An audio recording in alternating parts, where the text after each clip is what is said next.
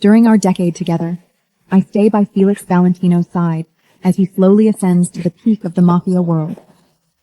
I become the woman he trusts most. However, he secretly names an island that we fought for and won together after my best friend Lillian Finati. Why? Because Lillian is terminally ill. Her dying wish is to marry Felix on the island named after her. Felix clamps down on this and forbids anyone from telling me. He has no idea Lillian live streams the whole thing for me. That night, I cry my heart out. Meanwhile, Felix spends the night with Lillian. Where is Felix? At the hospital with Lillian. 5 days later, I accept a marriage proposal to Harold Bonello, the Mafia king. Tonight was the 10th anniversary of my relationship with Felix Valentino. This was supposed to be the night he'd finally propose. Instead, here I was talking about marriage plans with his arch-enemy, Harold Bonanetto, Don of the Bono family. Sylvie, once you're my wife, your life will be all about me. Got it? After my agreement, Harold kept sending messages to confirm my decision repeatedly. When I finally gave him the answer he wanted, he wasted no time in having his underboss send me a 10-page catalog of wedding gowns. Each dress was handpicked from the world's most elite designers, shimmering with diamonds worth a fortune. These were all custom-made in Pavlon, Miravilla, Niavorta. Pick whatever catches your eye. When I didn't respond to Harold's text, he sent another. If these don't impress you, we'll go to Asperia's Haute Couture show in 3 days. You can choose your gown there. I silently scrolled through the photos of the wedding gowns. Finally, I tapped on one, a masterpiece hand-embroidered with pink diamonds and a 10-foot trail flowing behind. It looked like a gown meant for royal brides. I'll take this wedding gown. Felix had appeared behind me at some point, catching only the tail end of my words. Wedding gown? What wedding gown? He turned to me, his usual marble-like composure cracking, replaced by a flicker of panic. He must have been afraid I'd bring up the topic of marriage. Just then, my phone rang. I picked it up to see my best friend, Lillian Finati's name flashing on the screen. During the video call, she looked pale, with crimson streaks smeared at the corner of her lips. Sylvie, Felix, I threw up blood again just now. I'm so scared. She whispered hoarsely. Before I could respond, Felix grabbed my phone. Don't be afraid, Lillian. I'm on my way. He said, his voice frantic.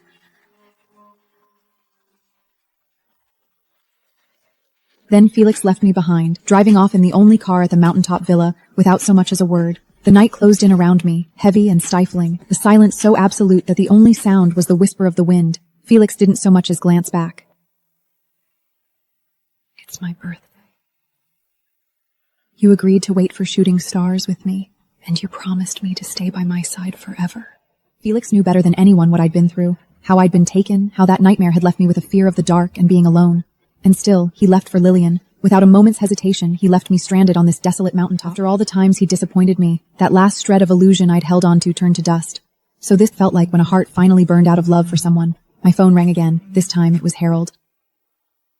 Silva, are you ready? I'll come get you tomorrow. I didn't hesitate. Give me 1 more week.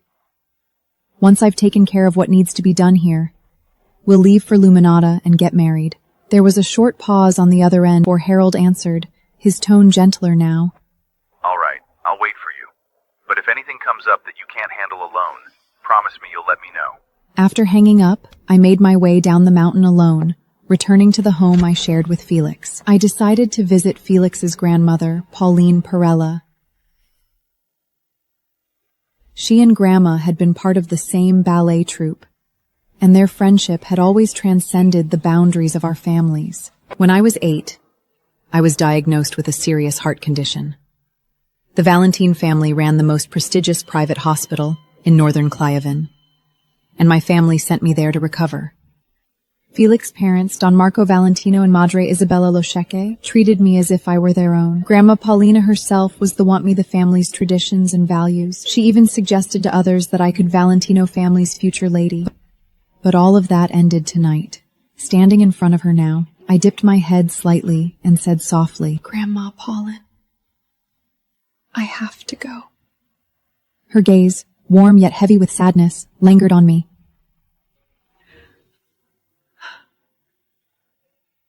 You've been through so much, Sylvie. She sighed. After a long, quiet moment, she pulled an emerald ring from her sleeve and carefully slipped it onto my ring finger. Take this, Sylvie. No matter where life leads you, You'll always be one of the Valentinos. I looked down at the ring and felt a rush of emotions I couldn't put into words. Felix had stayed out all night again. At 4 a.m., my phone lit up with a message from Lillian. It was a photo of a meteor replaced like I through the sky. Felix and Lillian were huddled close, grinning at the camera, their fingers laced together in a wish-making gesture. The caption read, "May all our wishes come true." But seconds later, the message disappeared. I didn't respond to Lillian. I barely glanced at the photo before shutting my phone off. That night, I packed my things in the room, ready to leave. Felix didn't come home until noon the next day. Lillian wasn't doing well last night, Sylvie. Sweetheart, I got this for our anniversary. I never forgot how much you wanted one. I lifted the lid of the gift box, revealing a Harry Winkston diamond necklace that sparkled with breathtaking brilliance. The design was familiar. Lillian had one just like it, though hers, adorned with pink diamonds, was far more expensive. Felix's uneases grew as he took in my lack of enthusiasm.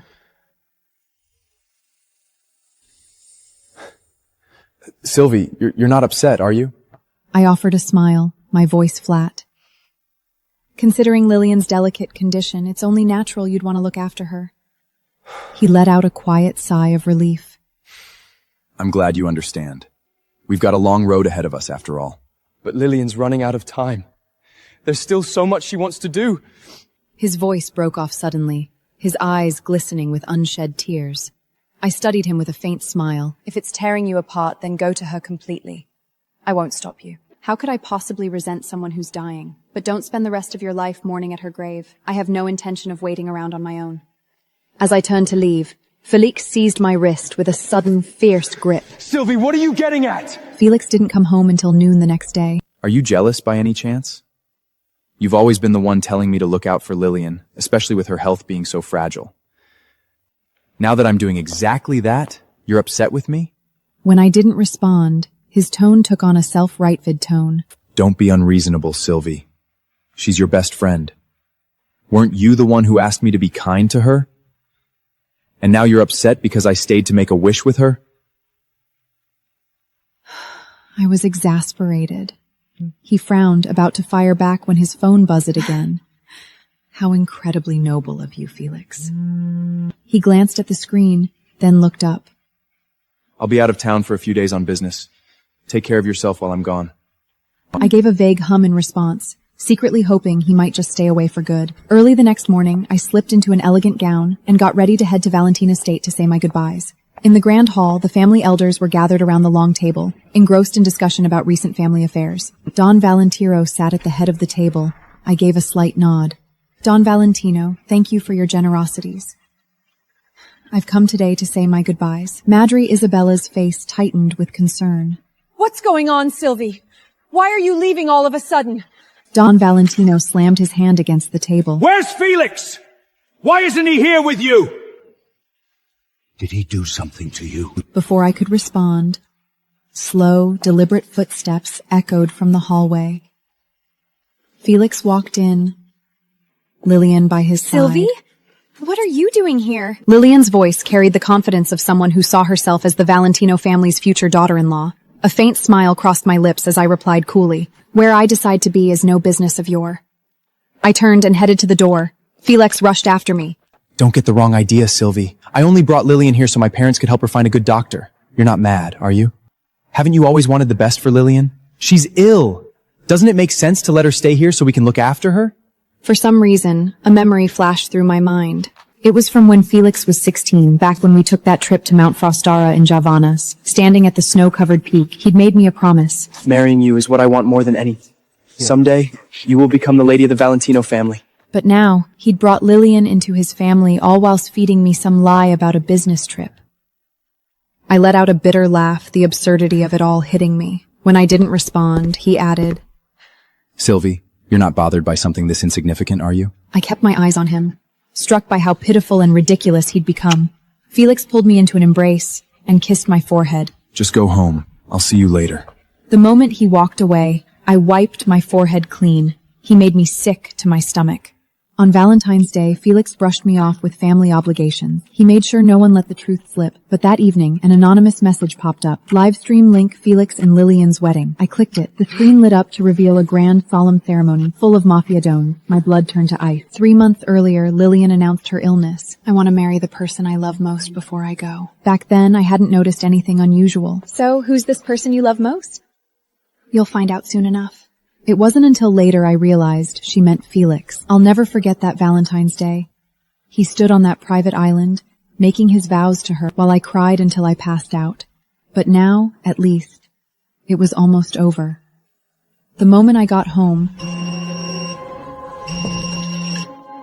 Lillian called. I'm really sorry, Sylvie.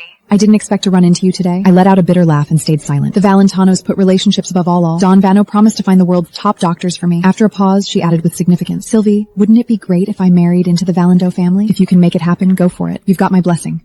As soon as I hung up, I was about to block Lillian, but my finger slipped, labeled as a surprise gift from Felix. There it was, my RV staring right back at me. Gift from Felix. I'd built that RV from scratch. For an entire year, I threw myself in the designs, sourced every part, assembled it piece by piece, and perfected every detail. I'd imagined traveling the world with Felix, once things calmed down. But now, it was sitting in Lillian's front yard. She stood in front of it, glowing with excitement. Her caption read, "Thanks for the amazing surprise, Felix. Let's hit the road together once I'm back on my feet." My fingers trembled slightly over the phone screen. It had never crossed my mind that Felix would hand over my cherished RV to her. Right then, my underboss, Nora Capillo, called. She snapped over the phone. What is this, Sylvie? Why does Lillian have your RV? She doesn't deserve it! You put in sleepless nights for that thing! Now she just takes it like it's hers? I took a deep breath, steadying my voice. It doesn't matter to me anymore. It doesn't matter? Nora slapped her hand against the table. Sylvie, if you didn't care, you'd have wrecked that RV. For all we know, she could be faking the whole thing. That's it. I'm hiring investigators to find out if her so-called terminal illness is even real. And Felix, the shameless man, how much longer does he think he can keep lying to you? Not long. The wedding's coming up soon. Just then, Felix's voice cut in. Wedding? What wedding? It's nothing. Just some gossip I heard. Apparently a guy went behind his girlfriend's back and secretly married her best friend. My friend said he's completely awful, and his poor girlfriend was totally blindsided. To my surprise, Felix reacted with unexpected intensity. Why are you even talking about something so pointless? What if the guy didn't have a choice? What if it was some kind of fake marriage to fulfill a dying person's wish? The self-righteous look on his face struck me as absurd. Even after more than a decade together, he remained a complete mystery to me. Started with his usual routine again. Pulling me into a hug, he kissed my forehead. What's going on with you lately, Sylvie? You've been so withdrawn. Don't let your imagination mess with what we've built. After all this time, how can you question how much I care about you?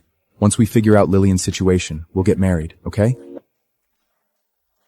His hand slid under my collar, groping my bust. Sweetheart, it's been too long since we've been together.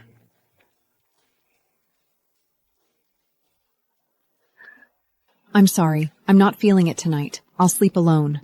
His touch filled me with disgust. I shoved him away and left, closing the door behind me.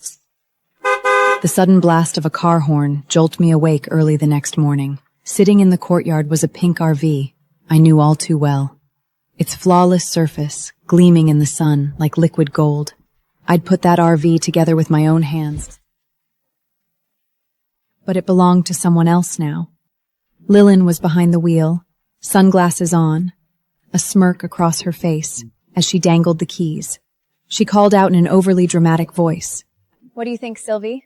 Felix gave it to me. I stared at her, the person who used to be my best friend. I couldn't quite figure out how she'd turned into someone so cruel. You know what Felix said? He thinks it suits me better. Her fingers glided over the RV's surface as if caressing some priceless treasure. I stared at the RV, my stomach churning with disdain. That RV was my design, my sweat, my dream. It seemed like Lillian was hell-bent on taking everything that mattered to me. Out of nowhere, she thrust the keys into my hand. She collapsed to the ground. At that exact moment, a voice I knew all too well called out from behind her. Sylvie!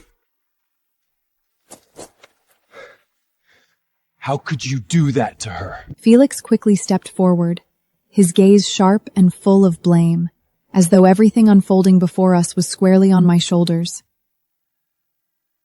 This is what Lillian deserves! I built this RV from the ground up, and now she's the one who gets to keep it? I yelled. My words broke the last bit of control he was holding to, and he struck me across the face. A thick, oppressive silence settled over us. The sting of his hand mark seared into my skin. Tears blurred my vision. As I pressed my palm to the throbbing egg, I stared at him, stunned. Pain and grief twisting inside me, like a knot of barbed wire. How could you hit me over her, Felix? I asked, my voice trembling. I'm the one who built this RV. What did she do? Or does playing the victim mean she gets to take whatever she wants? Felix's face hardened, as if he'd never expected me to challenge him like this. When did you turn into this, Sylvie? What happened to the kind person I used to know? You've got everything. Money, status, freedom. Is it really too much to let her have just this one thing? As he spoke, he carried Lillian in his arms, her face pale. Look at what you've done! He snapped. The stress has made her worse. All she wanted was to feel what it's like to hold on to a dream before it's too late. Was that really too much to ask? My fingers tingled with rage. I sneered as I locked eyes with him. Yes, it was! You know exactly what this RV means to me, Felix. I spent night after night working on it. My hands covered in grease, tweaking the engine, fixing the chassis. It's basically a part of me! And you expect me to just hand it over? If Lillian wants a dream, she can make her own. You don't get to steal something and then act like the victim. I can walk away without a second thought from a guy like you. But my RV? Absolutely not. That's something I built myself! I realized in that moment, Felix went still, his expression shifting as though he were staring at a stranger. You're not the same anymore. Then, he turned his back on me.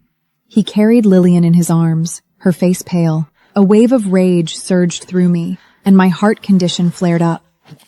I crumpled to the ground, crying out in pain. Felix, help me.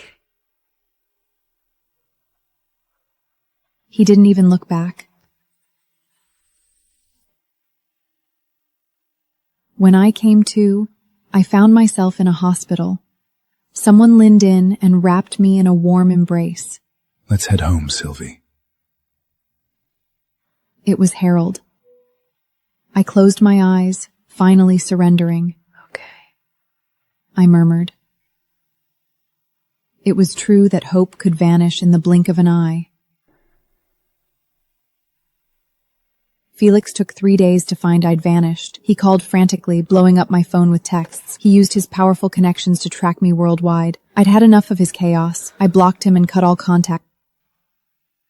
If you cared so much about Lillian, why keep stringing me along? I sank into the plush cushions of the handcrafted Isperian couch, admiring the custom jewelry case Harold had made just for me. Inside rest priceless gems, emeralds, rubies, sapphires, each worth a fortune and a testament to his devotion to me. A line of top tasks to the side, they showed dozens of couture wedding gowns with reverent looks. Each gown was custom made. Harold wanted to ensure I was utterly unique. Which one stands out to you? Harold asked, his arm draped around my waist. I took my time, my eyes wandering over the lavish display, before settling on a strapless mermaid gown. This one. It looks lovely. Babe, after we're married, we're traveling the world. The luxury RV and private yacht are all ready. Where we go, the routes we take, it's all your call. Why do you treat me so well? From the first time you walked in my house as a girl, I knew you'd be my wife one day. Family business took me abroad, and we lost contact. But thankfully, life brought us back together. Harold stroked my hair tenderly, full of fondness. I finally knew unconditional love. Harold left to settle wedding details with planners. I knew it'd be no ordinary event. Harold was the top boss who called all the shots, and his wedding was bound to send shockwaves through every corner of the elite circles. This would be the most extravagant spectacle the century had seen, and through it he'd make it clear to everyone that I was his bride, the future queen. As for Felix, he'd be the punchline of every joke. Nora had been texting me every now and then over the past few days, each message packed with updates about Felix. Sylvie, picture his face when he finds out you're getting married. I mindlessly clicked on the video she'd sent. It showed Felix in a blind rage, smashing everything within reach. His face was twisted like some kind of demon unleashed from the depths of hell. Sylvia is mine! She can only marry me! The people around him stood frozen, too terrified to intervene. I let out a dry chuckle and tossed my phone aside. Just then, the doorbell chimed. I figured it was yet another wedding planner Harold had sent over and swung the door open.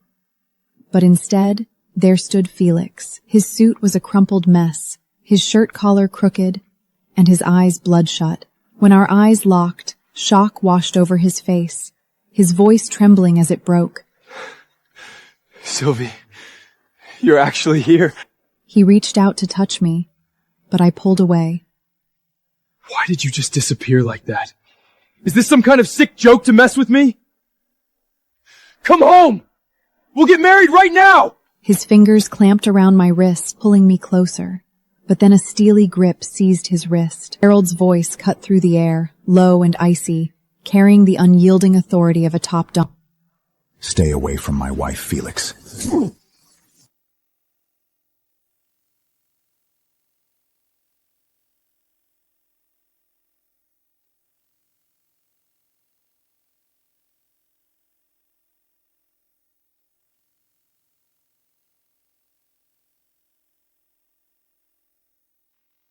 Felix staggered back as though he'd been struck. He snapped his head up, staring at Harold. What did you just say? He demanded.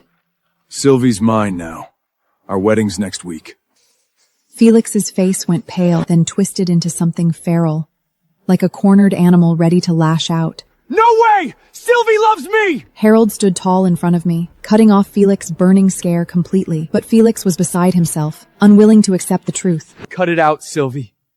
10 years we've been together. How can you just toss it all aside like it's nothing? Were all those promises just empty words? I didn't have the energy to keep arguing. I pulled out my marriage certificate for him to see. I'm not lying, Felix. I'm married to Harold. Felix's face shifted from shock to devastation. Why? Why? Before he could take a step towards me, Harold raised his hand. His men moved in instantly as he reached inside his suit jacket and flung a handful of photos at Felix. The pictures showed Lillian dressed in a white wedding gown, her smile dazzling. Felix stood beside her, the devoted knight now sworn to protect his new queen. The image cut deeper than any knife ever could. Felix shook his head wildly, his voice quivering. Sylvie, it's not what it looks like! Shut up. You're the heir to a Mafia family, yet you can't even take responsibility for what you've done. Sylvie, marrying Lillian was just for show! I was only doing what she wanted before she was died! Felix blurted out, his voice desperate. I stepped closer, locking eyes with him. The wedding might have been a show.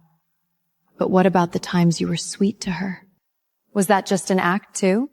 Felix closed his eyes, his voice heavy with weariness. Lillian was your best friend, Sylvie. I didn't think this would matter to you. Felix, do you even believe what you're saying? You gave her everything and even named an island after her. She took everything from me. What did you do when she used your love to crush me? You stood by her without a second thought. Did you know that anger could set off my heart condition? I almost lost my life! Felix flinched as if I'd slapped him. He stared at me, his voice rough. Sylvie, what are you talking about? When did you have a heart crisis? I didn't have the energy to explain it to him. We're done, Felix. Felix's face clouded over, his expression shifting from guilt to resentment in just a few heartbeats. His mouth twisted into a sneer as he deliberately undid his cuff, exposing the jet black skull tattoo wrapped around his wrist. It doesn't matter if you're married. Sylvie, I'll take you by force if I must. A blank check was flung toward Harold. You ever heard of the Valentino family? Write in any number, take the money, and get lost before I make you. Cross me again and I'll make sure no one ever finds your body. The air went dead still. I noticed Harold's soldati lurking in the shadows, their hands tightening around the guns beneath their suits. The tension was heavy, like a storm about to erupt. Harold turned to Felix. This is how you win back your lover, Felix? Pathetic. The words struck like a blade. Sylvia is mine! I've stayed by her side for 10 damn years! As long as I drag her back, she'll still be mine! Without warning, he suddenly swung his fist hard at Harold's face. My heart skipped a beat, and I shouted, Felix! Are you out of your mind? But before the blow could land, Harold caught his wrist. Harold's expression was icy, his eyes glinting with bitter chill. Take Sylvie back by force? Harold's voice rumbled low, carrying the ruthless edge of a Mafia don. What do you take her for? Some kind of pet bird raised in a cage. Or a puppet to manipulate at your whim. He flung Felix's hand away as though discarding something filthy. Felix staggered backward, his face contorted in fury. His hand twitched toward his gun. Before Felix could react, a bullet poured through his knee. Blood bloomed across the carpet as he collapsed with a guttural roar. How dare you shoot me? He snarled. The Valentinos will bury you for this. You're dead. Go ask your father if he's ever heard the name Harold Bonani. With a flick of his wrist, Felix, still thrashing and cursing, was hauled off, leaving behind a trail of blood as he went. The Valentino family had a firm grip on northern Clairavan. Their so-called top-tier private hospital was nothing more than a cover for money laundering and shady operations. But the Bonanno family had a reach that extended across the globe. Sylvie, my love, you don't have to be afraid of me. I don't usually go to such lengths. I looked into his earnest, almost wary eyes and gave a faint smile. I thought your approach was pretty effective. Felix would never have backed down on his own, and I was tired of the whole mess dragging on. That evening, Harold threw a lavish dinner, calling in elders from both the Bonanno and Dallamano families to iron out the details of the wedding. This wasn't just a joining of two people. Armed soldati from both families secured the place with no room for error. I'd finally meet Harold's mama, Luisa Russo, for the first time. Don't worry, Sylvie. The Dallamano stood by us when it mattered. My parents haven't forgotten what they owe.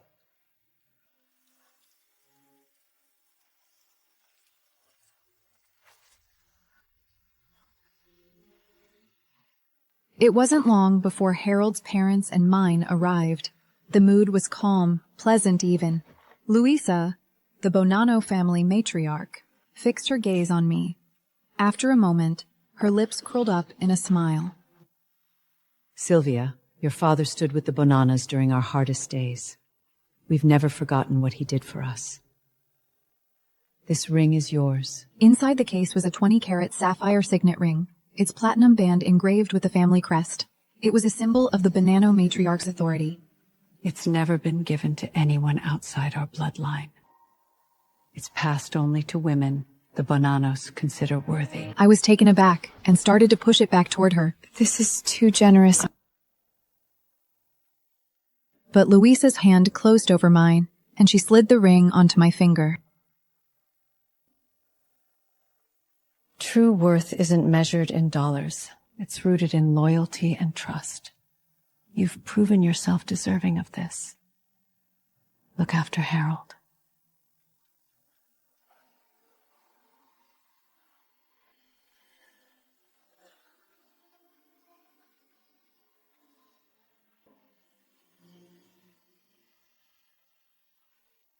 That day, as I followed Papa and Mama back home, I was surprised to find two people waiting in the living room. The underboss let us know that they'd been waiting for a while. Don Valentino and Madre Isabella. Mama let out a quiet sigh.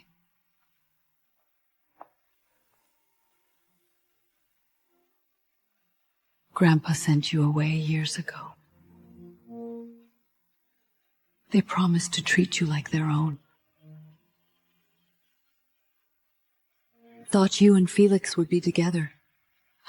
You were in their care. Can't turn them away now. Don't worry, Mama. I'll take care of this. Without another word, I walked into the living room.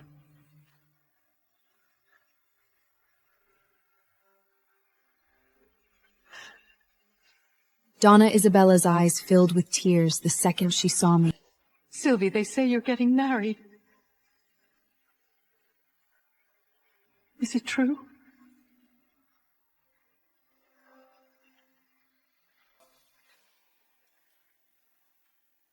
I couldn't bring myself to lie to them. They had always been so kind to me. I spoke plainly. Don Valentino, Donna Isabella, I won't disrespect you by lying. Felix and I are done. Don Valentino's calm was gone, replaced by a deep frown, his voice boiling with anger. Did that punk do something to you? I'll make him pay myself! I didn't say a word. Donna Isabella's face changed as something dawned on her. It's because of Lillian, isn't it? Again, I stayed silent, but my silence said everything. Sylvie, you're like our own daughter. Donna Isabella said quietly. Felix, a piece of work. I can hardly face you. She treated me with pure kindness for years. I could never hold his mistakes against her. No matter what happens, you'll always have my respect. A wistful shadow passed over their faces. Their desire to keep me close was clear, but they held their tongues, swallowing whatever else they might have said. The moment they left, my phone started buzzing nonstop. Nora's messages lit up the screen. One after another. Sylvie, check the screenshots. Lillian's completely lost it. She's going after you on the underground forums, now that she's heard about the wedding.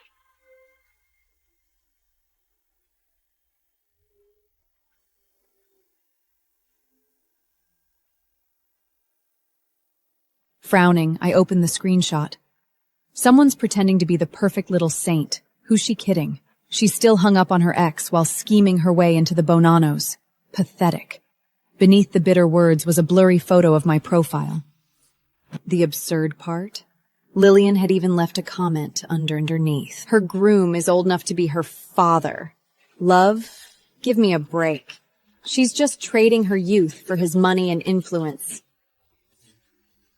The provocation was sharp and deliberate, hanging in the air like a challenge. Nora's message came again. That's almost reached. I gave her a piece of my mind before blocking her. I stared at the screenshot, my finger absently tracing the edge of my phone. Lennon wouldn't have the guts to come at me like this without some serious backing. Did she really think her little stunt would shake me? A dry laugh slipped out as I typed my reply. Don't be mad. The wedding's in 3 days. All the Mafia Dons will be there. And trust me, it's going to be a show worth watching. Lillian's petty stunt wasn't worth my attention. The real game was only loot, just beginning. Over the past few days, Harold had taken me on a journey through the country spread across Altherian, knowing how much I love to travel. His itinerary was meticulously planned, starting with the high-end Kusky plaids of Aeltheris and ending with the yacht parties on the Morvanda Sea. Now that you've agreed to marry me, you should see my world for what it really is. I held tightly to this new life, willingly cutting myself off from the one I'd left behind. But whispers about Lillian found their way to me. When Don Valentino and Don Isabella returned to Cliavan, they had gone straight to the hospital they owned and pulled Lillian's medical records. What they found was explosive. The test results revealed unmistakable evidence of tampering. As Don Valentino investigated further, the truth emerged. Lillian had never been terminally ill. She was as strong as an ox. Every dramatic swoon and every labored breath was nothing but an act. Her aim was simply to enrare Felix's sympathy and secure his heart. Donna Isabella shook with fury when she discovered the truth. Throw her out, now! The Valentino family's underboss executed the command with ruthless precision. Lillian was dragged out of the ward, her possessions tossed out behind her. Terrified, she screamed and clung to the doorframe. You can't do this to me! Her face wet with shimmering tears. Do you even know who I am? When Felix finds out, he'll make you pay for this! She clung to Felix's name as if it were a lifeline, but this time, there was no trace of mercy left to spare. You've got some nerve bringing up Felix. Keeping you here would be a waste of resources,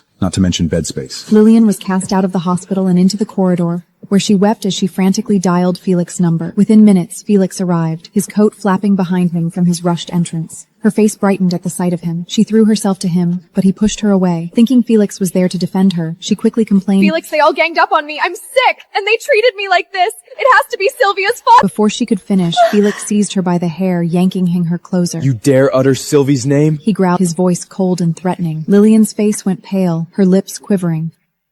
You deceitful witch, Lillian. You've been faking your illness all along, playing me for a fool! Felix snapped. Her throat tightened as heavy tears streamed down her face. Felix, I did all this because I love you too much. Didn't you say Sylvie was in a league of her own? That being around her always made you feel like you weren't enough? With me, it's different. You can relax and be happy. She held on to the fragile connection between them. But before she could say more, Felix shoved her away with such force that she tumbled to the ground, landing in a humiliating heap. Disgust flashed in his eyes, sharp and unyielding. Who the hell do you think you are? Stayed frozen on the floor, her face drained of color. How could you even measure yourself against Sylvia? You're not fit to stand in her shadow, let alone compare yourself to her. Felix shot her one last icy look. Starting today, you're nothing to me. No one dared to defend Lillian. In the Mafia, crossing a family heir meant far worse than just expulsion. Under the sunset, I stood on the balcony of an old villa in Roylith, looking out at the distant streets below, bathed in the last golden light of day. Harold lingered behind me. I heard Felix finally handled that woman. I turned to meet his intense gaze and replied softly, I don't care about that. He raised an eyebrow, looking at me with interest. Oh, then what do you care about? A small smile touched my lips as I slipped my arms around his neck. My wedding. It's only 2 days away. Harold smiled. He slipped his arm around my waist, pulled me closer, and kissed me. Once I returned home, Nora immediately launched into the crazy story of that despicable pair, Felix and Lillian. As Lillian teetered on the edge of being kicked out, she rounded on Felix. Why can't you just admit you've always loved me, Felix? If you didn't care, why were you always hovering around? Taking care of my every need? Why even marry me in the first place? Felix met her gaze with cold indifference before dropping the harsh truth. I took care of you because Sylvie asked me to. Every single thing I did was to put her mind at ease. If you hadn't been her friend, do you really think I'd have given you the time of day? His words left Lillian in disbelief, sending her into a frenzy. With a hysterical laugh, she threw herself at him. Her eyes bloodshot as she grabbed at his collar. You think declaring your love for her changes anything now? On our wedding day, I live-streamed the whole thing to Sylvie on a video call. How many times do you think she tried calling you that night? What do you think went through her head, hearing every gasp, every moan from our wedding night? Don't you remember how into it you were, Felix? You took me 7 times that night. Let's do it again, yes? She tried to force a kiss on him. A deep, burning rage filled Felix's eye as he shoved her off him. Lillian staggered back, losing her balance and hitting the floor. A thin trickle of blood ran from her cut lip, but her face twisted into a wild, almost delirial smile. What a pity. She went and married someone else in the end, didn't she?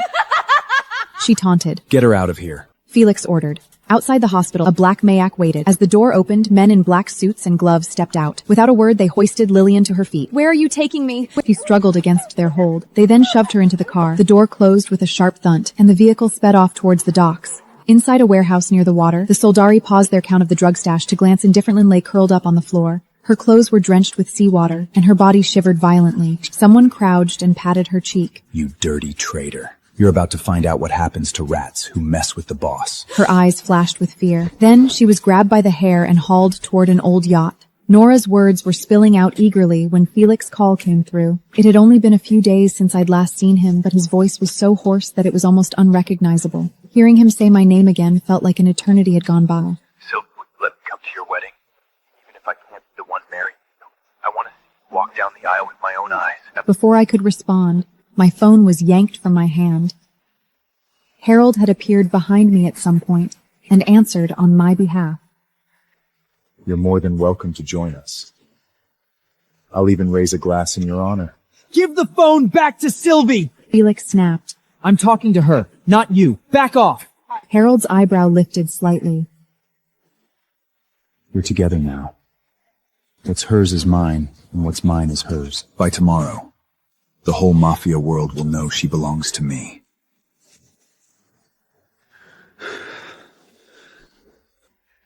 Felix hung up in a fury. On the wedding day, Morvaine's most exclusive private estate had been turned into something straight out of a fairy tale. The grounds were packed with hundreds of guests, dons and dignitaries from every prominent family. Black-suited soldini were stationed at every corner, ready to handle any trouble that might arise. When the ceremony started, I made my way down the red carpet with an arm on Papa's. Harold stood waiting at the altar in his custom black suit, his intense gaze locked onto me. The walk from the entrance to the platform took only a few minutes, but the journey from being with the wrong person to standing beside the right man had taken me an entire decade. Harold dropped to one knee in front of me, flipping open the velvet ring box. The enormous diamonds sparkled like a piece of trapped starlight under the glow of the lights. Sylvie, will you marry me? My throat clenched and tears welled up, clouding my sight. I gave a small nod, then came the sliding of rings onto fingers and his kiss. The room burst into applause, but one face stood out in my mind by its absence in the crowd. Felix was supposed to be there, but he never made an appearance. Still, it didn't come as a surprise. Breaking promises was what he did best, after all. After the wedding, Harold and I stood on the hotel's rooftop terrace. The night breeze brushed past us. His arm rested around my waist as he asked, Are you still thinking about Felix? I let out a quiet sigh, not bothering to deny it. Don't worry. Harold said, his voice calm in a way that felt almost unsettling. He's not going to be a problem anymore. I tensed up, my eyes locking with his. What did you do? Instead of answering, he gave a faint smile. Let's just say I took out the trash. His tone was gentle, but there was an undercurrent of something unyielding. Sylvie, I'd never allow anything that might hurt you to stick around. Months later, rumors started making the rounds in Mafia-owned casinos, nightlouts, and private lounges about Felix disappearing without a trace. Some said he'd stumbled into an underground gambling den on my wedding day, lost 3 games in a row, and drank himself into a stupor. In the end, a group of heavily armed Rostovian oligarchs dragged him off. Others were convinced the Valentinos had shipped him off to South Alvaria to manage their illegal arms operation. A handful even whispered that he'd lost his grip on reality, locked up in a psych ward and loaded up on medication to keep him subdued. He could hardly string a sentence together. He had any sympathy to spare for a broken, disgraced lunatic. Not long after the wedding, word spread that rival mafia families had seized control of the Valentino's hospitals, casinos, darms deals, and underground drug operations. It all came down to one thing. Word had gotten out that the Valentinos no longer had an heir. I just feel a profound sadness for Don Valentino and Donna Isabella. The morning after our wedding, Harold departed overseas on business for the Bonanos. A week had gone by, and he was finally back, but an odd tightness settled in my chest. I sat on the bed, my fingers tiddling with the corner of the covers. The steady sound of the water running echoed from the bathroom. When I woke up the next morning, my body felt heavy and achy, my voice so horsey I could barely make a sound. Harold was sitting by the bed, his fingers gently running through my hair. When he noticed me stirring, he leaned in close, his voice low and rough. You made it through the night, huh? I gave him a half-hearted shove, pretending to be annoyed, but he easily pulled me into his arms, and I slumped against his chest, too weak to resist. We had a party to attend later, so I forced myself to pull it together. I slipped out of his hold and got dressed slowly, before heading out with Harold. At the party, Xavier Falco, Harold's childhood friend, said, He's been in love with you since we were kids. My champagne glass shook slightly in my hand. Had Harold really been watching over me all this time? Had the kind of love that ran deep been growing in my life without me even realizing it? After the party, Harold and I got into the car. He turned to me and said, Let's travel, babe. I stared at him, caught off guard. But what about your family matters? I thought you were swamped with all that. I'm done with it for now. Let's leave tonight. That evening, Harold had everything set up just right. He didn't bring a single bodyguard, taking me straight to a familiar RV parked outside, the same one I'd customized myself. I figured those 2 good-for-nothings had junked it ages ago, without leaving so much as a bolt behind. This time it's just you, me, and my wife's custom ride. The night closed in around us as we drove through twisting mountain roads.